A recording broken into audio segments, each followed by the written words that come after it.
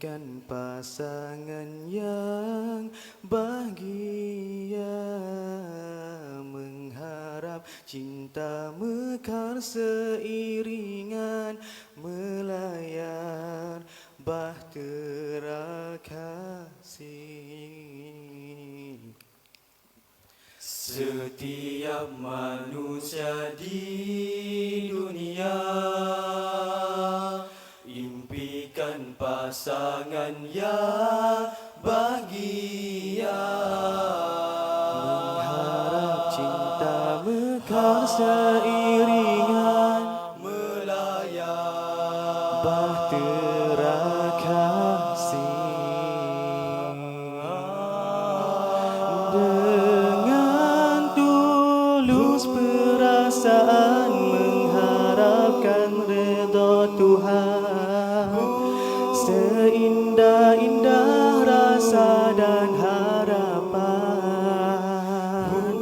hiasi kasih penuh warna dan coretan, memaknakan alam perkasihan pada Allah, Allah, Allah. Pada Allah ku mohon petunjuknya, semoga berkah berpanjangan cintaku, serahkan seluruh jiwa dan raga, bersedia menempuhi dugaan. Andai nanti di lambung badai gelora,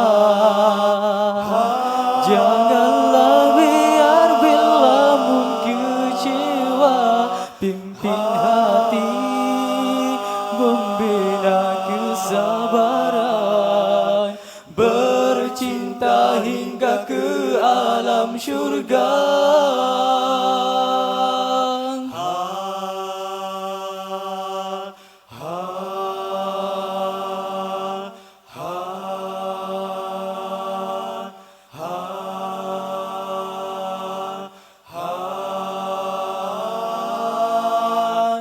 Ikhlas rasa mengasihi, jujur dan percaya, setiap masa rindu dan menanti, betapa manis rahmat dan takdirnya. Bersyukurlah wahai cinta hati, pada Allah ku mohon petunjuknya,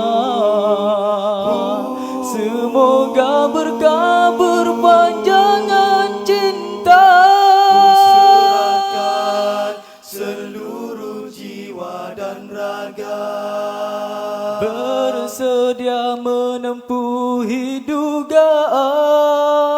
Andai nanti di lambung badai dan gelora, janganlah biar dilamun kecewa, hati membina kesabaran, bercinta hingga ke alam syurga, bercinta hingga ke alam syurga, bercinta hingga ke alam